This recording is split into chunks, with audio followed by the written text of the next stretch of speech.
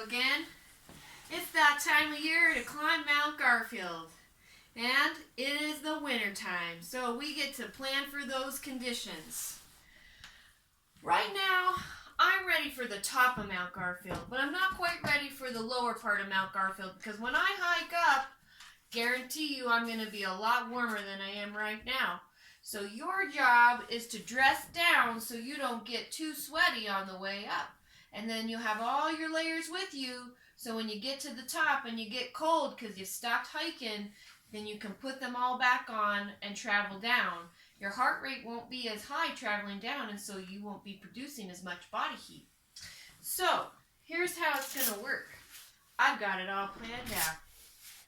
I've got a light pair of gloves I can hike up with. That way my hands don't get cold while I'm hiking.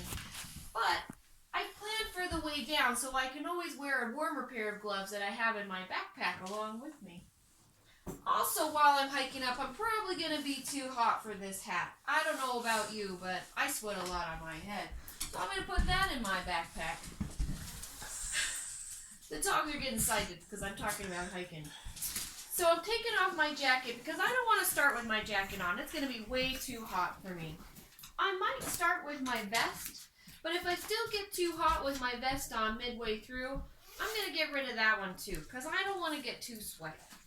So underneath I've chosen a wicking layer close to my skin and then my MCSARGT shirt so that I'm always representing.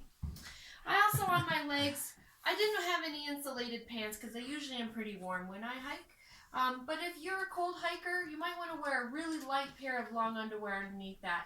Possibly synthetic wool or silk. But make sure it's the very lightest weight so you don't get too hot.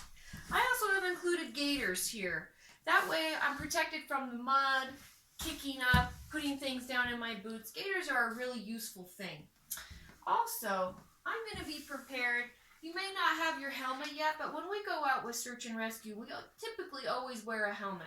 And if we're going to be in an environment where there's trees and low branches, we wear eye protection as well, so clear glasses.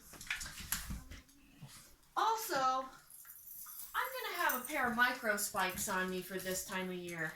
That way, I can combat mud and ice and the frozen terrain. I prefer the Cthulhu micro spikes. There's several other brands out there.